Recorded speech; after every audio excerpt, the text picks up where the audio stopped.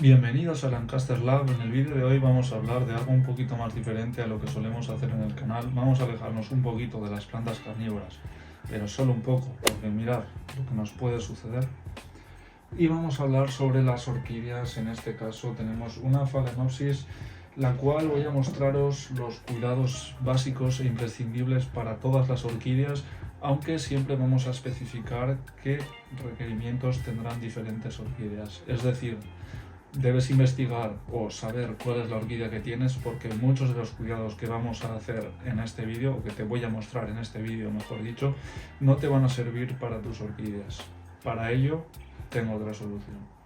Para obtener información sobre diferentes plantas exóticas y en especial de diferentes orquídeas, te recomiendo la web de plantasexóticas.com, porque allí encontrarás infinidad de artículos dependiendo de la variedad que estés buscando. La verdad que la recomiendo muchísimo. En este vídeo vamos a aprender cuál es el sustrato adecuado, cuál es el riego y la frecuencia de riego adecuadas, así como otro tipo de cuidados como pueden ser el abono, las podas y otro tipo de cosas como la inducción a la floración. Así que si te interesan las orquídeas, este vídeo es realmente para ti. Es muy importante que miremos cómo está la salud de nuestra planta realmente en las raíces, que es lo que importa, ¿de acuerdo? Entonces, yo lo que recomiendo siempre es que, según la compremos, lo retiremos de la maceta, ¿de acuerdo? Podemos ayudarnos de unos envases plásticos como este para no manchar, y pues simplemente retiramos. Esta, como veis, trae una doble maceta y trae genéricamente, y es lo que suelo recomendar, que utilicéis una maceta transparente, porque así de esta manera podemos ver la salud de nuestras raíces pues sin tener que retirarlas de ella.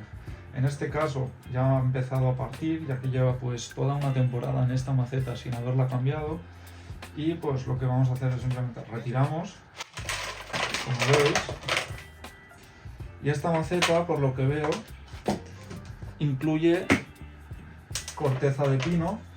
Vemos que las raíces también están espectaculares. Vamos a retirar completamente todo el sustrato que podamos.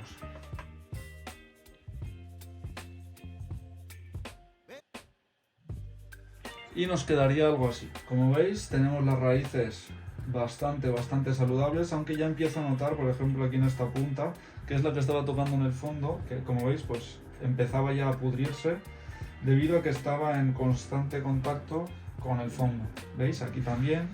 Lo que podemos hacer, muy sencillo, es ayudarnos de unas tijeras. Lo que podemos hacer es simplemente cortar algunas de las raíces que notemos que estén en peores condiciones. Tampoco cortéis raíces a la ligera, y no siempre es necesario hacer este proceso, ya que no siempre vais a tener las raíces pues en malas condiciones.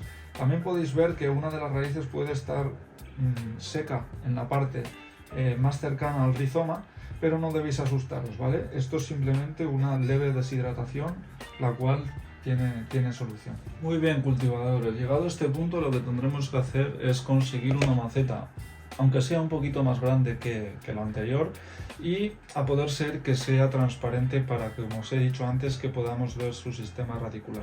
En mi caso no ha sido posible y voy a reutilizar una maceta de plástico que tenía en la ventana, y simplemente pues la he limpiado bien con agua y es la que voy a utilizar. Para el sustrato, en mi caso, no voy a tirar el previo, ya que pues está en buenas condiciones y no presenta ningún síntoma de hongos. Simplemente eran las raíces que se estaban pudriendo por llegar al fondo de la maceta, que no podían crecer más, y lo que voy a hacer va a ser reaprovechar esta corteza de pino con un poco de fibra de coco que tiene, pero ya veis que es muy poco, en su totalidad es corteza de pino realmente, y voy a añadir un poco más de corteza de pino.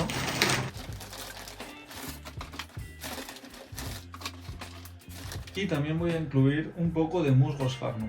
Este musgo es muy provechoso tanto para las plantas carnívoras como para las orquídeas, debido a múltiples beneficios que tiene. Si quieres aprender a cultivarlo en tu casa y propagarlo de manera infinita para que no tengas que volver a comprarlo, te dejo un vídeo por aquí arriba o en la descripción que seguramente te vaya a interesar. Y ya estaría. Vamos a rellenar la maceta y dejaremos un buen hueco para que podamos introducir nuestra orquídea, lógicamente. Este proceso ya es un poco más complicado y tendremos que tener cuidado de no romper ninguna raíz y debemos sujetar, yo es lo que recomiendo, sujetaremos por el tallo nuestra orquídea, en caso de que lo tenga. Lo sujetamos y empezamos a introducir el sustrato por los laterales y por los huecos que veamos que necesita sujeción. Tener la granja de musgo Sphagnum en casa es realmente una gozada, ya que dispones de musgo Sphagnum durante todo el año completamente fresco y vivo para tus proyectos. Tampoco presionéis mucho, ¿vale? Lo importante aquí es que simplemente la planta se sujete y en ningún momento atores las raíces, ni las ahogues, ni las aplastes, ¿de acuerdo? Es muy interesante que utilices capas de musgo en la parte superior, ya que al cabo de un tiempo este brotará y se pondrá de un tono verde muy interesante.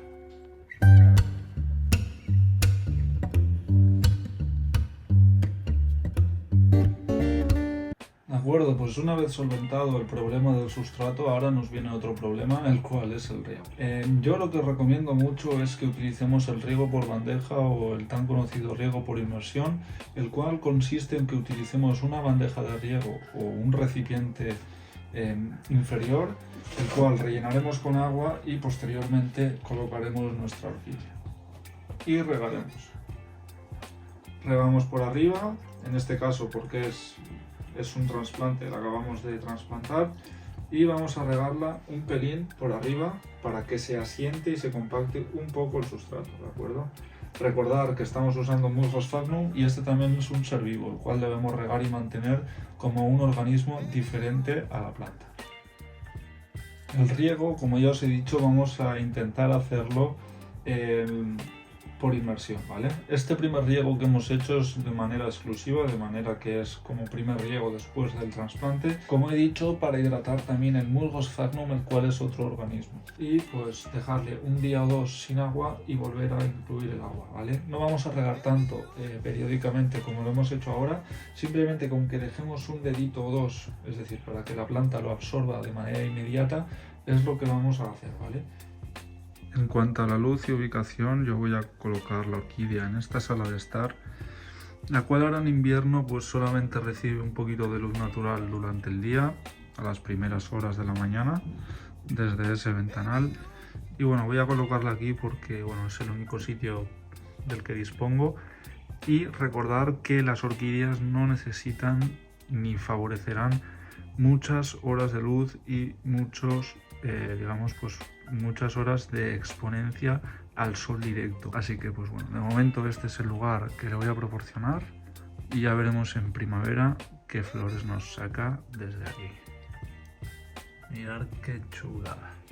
En cuanto al abono, yo recomiendo utilizar abonos líquidos, fertilizantes líquidos, ya que podemos diluirlos en agua y pues tendremos de una manera más controlada ese resultado, sobre todo si acabamos de empezar a introducirnos en el mundo de las plantas. A las orquídeas les encantan los entornos cálidos, lo cual vamos a intentar mantenerlas entre 18 y 25 grados durante el día en primavera, y vamos a proporcionarles un poquito más de frescor en la noche, ya que ellas lo van a agradecer. Realmente lo agradecen tanto como las Cephalotus, ese toque fresco durante las noches. Si quieres seguir viendo vídeos sobre orquídeas, no dudes en suscribirte, darle un pedazo de like y compartir este vídeo con alguien que tenga una orquídea y le vaya a venir fenomenal este vídeo. O si has regalado una orquídea a alguien especial y quieres que la cuide, porque realmente pues bueno, quieres que perdure en su hogar, pues mándale también este vídeo que seguramente le va a venir muy bien. Siguiendo estos cuidados vas a conseguir que tus orquídeas se vean maravillosas y vas a conseguir que florezcan debido a su tiempo. Si quieres más vídeos sobre orquídeas, si quieres ver más contenido sobre plantas exóticas, si quieres ver más contenido sobre todo lo extraordinario que esconde este planeta, no olvides en suscribirte ahora mismo y compartir este canal con alguien que también le podría gustar. Juntos vamos a hacer una gran comunidad y yo seguiré trayéndoos información y contenido de mucho valor para todos los curiosos y curiosas del mundo. Gracias y hasta la próxima.